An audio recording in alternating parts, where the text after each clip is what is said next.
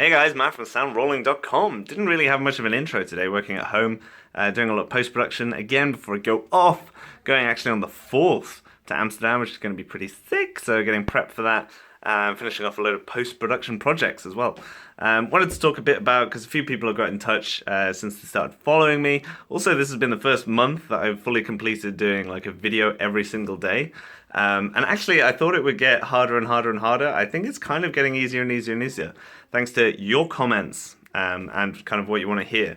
A lot of people asking me, how do you get work? A lot of people asking me if they can work for me, which is obviously very nice. Tricky thing for me is quite a lot of the stuff I do.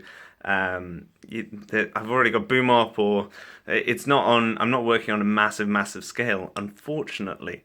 Although if you do want a bit of post-production experience, I could probably help you out there. There's quite a few things coming up. So again, get in the comments. Feel free to talk to me. I don't know, doing this every day, so I feel like we're friends now. We know each other. So I just want to talk a bit about traditional CVs and traditional ways of getting jobs. And the classic way is to send your CV, say that you really want work, and just see what happens and let the kind of dice fall. That's obviously a really like tried and true way of doing it, but I think more and more it's getting to be a very slow way of doing it. And you just happen to, unless you're sending out loads and loads and loads of CVs every single day, and you're also keeping up to date with every single person that you send your CV to, it's going to be a slow process to not only find work, but find work with people that you are sort of, I guess, compatible with in a way. Because half of this thing is very intense, you're doing very long hours, all that kind of stuff. So you've got to kind of think a bit outside the box, just start trying to do lots of stuff with social media and put out your own content in terms of just sound, so people know that you're kind of, at least have some sort of expertise on the subject or some sort of authority. It's really good to kind of just collaborate on free projects. Again, they're not really talked about a lot, or even personal projects. They're just a really good way to just keep your CV ticking over, and also just reading and just doing as much research as possible and trying to just get into general conversations and get involved in the community.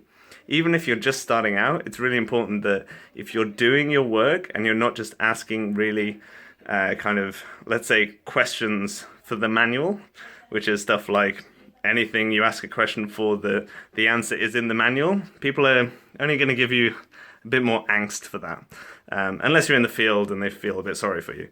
But otherwise, you got to try and, try and pick a topic, try and just research it more and more in depth, and try and get a conversation going in the community. This is kind of what I'm trying to do by just putting out content and just seeing what comes back. By putting myself out there, I feel that the community is hopefully benefiting in general, as well as myself, obviously, but I'm just taking everything that comes with it, and benefiting by just having a different point of view or a different eye on it. So whether you just start talking about your own recorder, whether you just do a blog about what equipment you're using, whether you find someone's work and you just want to ask them a question about how they did something, and then build those relationships. I think the key is building relationships rather than this kind of cookie cutter, oh, you fit the CV, brilliant. That's very kind of 1950s, I feel. So that's kind of my quick video for today. And tomorrow, I'm still working at home, still trying to cram in as many post-production projects as possible. Doing fun little shoot on Monday as well. But otherwise, I'll be stuck in these four walls for quite a while. But I'll make sure to get out and about tomorrow and do some more cool time-lapse, just get a bit more production value, because it's what it's all about. So, if this video helped you, or more importantly, if you've got any comments or questions, leave them down below wherever this video turns up. Feel free to share the love as well. I know it's been going around, so thank you very much for that. And I'll see you tomorrow. And you can subscribe if you want to see me every day for the rest of your life.